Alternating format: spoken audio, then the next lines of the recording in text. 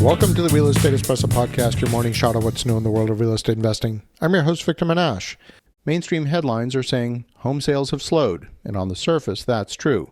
January's existing home sales number came in down 8.4% from December to a seasonally adjusted annual rate of about 3.91 million units, according to the National Association of Realtors.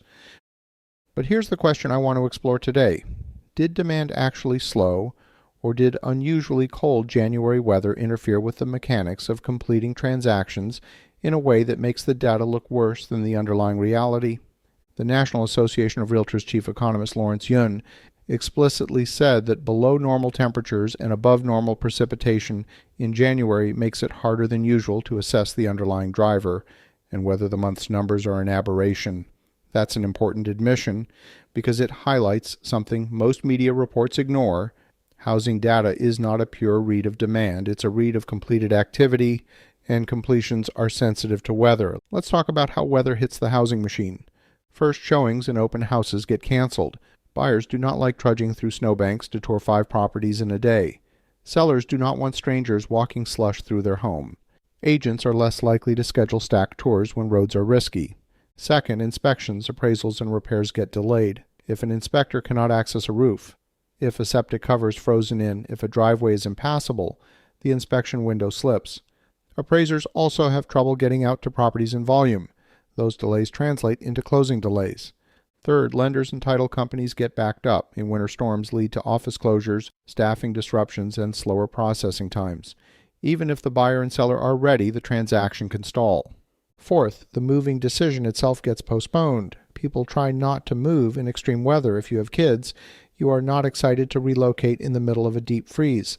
And this January, there were some very real weather events. NOAA's monthly climate reporting points to a notable cold period late in the month into early February, with extremely low temperatures in parts of the country. NASA's Earth Observatory also highlighted frigid temperatures lingering across a large swath of the U.S. in late January. Now, if you want a clean, high-frequency indicator that is sensitive to weather, look at mortgage applications. The Mortgage Bankers Association reported a sharp drop in purchase applications and tied it directly to winter storm impacts, saying many of the country was snowed in, hampering home buying activity. So, have home sales really slowed? Here's the nuance. Existing home sales are closings, not contracts.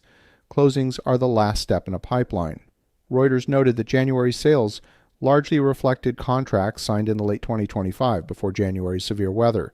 That tells us weather might not be the only factor. Affordability and inventory still matter, and the market has been sluggish for a while, but weather can easily pull closings from late January into February or from February into March. This is where seasonality and timing matter. When a storm hits in the final week or two of January, you can see an outsized effect in monthly closings because there's not much time to make it up inside the same reporting month. The deal doesn't disappear, it simply gets delayed. So will February and March show a rebound? They might, but it depends on whether we are talking about a rebound in closings or a rebound in actual demand. If demand is stable and the January number was suppressed by operational disruption, you often see a snapback in the following 1 or 2 months as delayed transactions close. February may capture some of January's delayed closings. March can capture February delays plus the typical spring pickup. But if demand is genuinely soft because of affordability, limited resale inventory, or consumer confidence, then the rebound will be muted. January could be both. Weather disruption on top of an already constrained market. So what should you watch? Watch pending sales and mortgage purchase applications for the next few weeks. If those recover quickly after the weather normalizes, that suggests pipeline strength. Watch days on market and cancellation rates too. And watch new listings. Spring inventory will be a tell for whether sellers are re-entering the market as conditions improve. The media wants a simple story. Home sales slowed. The more accurate story might be the transaction pipeline got icy. Now, before you leave, today's podcast episode was an experiment. The podcast sounded like me, even to me, but it was not me. It was actually a synthesized version of my voice using artificial intelligence. This is the technology of 11 Labs at work. I provided about 30 minutes of recorded audio for myself in order to train the AI to create a voice that sounds like me. I'd like feedback from you, the listener.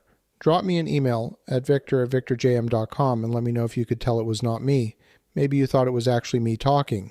Let me know that as well. I'd like to know either way. Let me be clear, I have no intention of stopping recording the podcast live.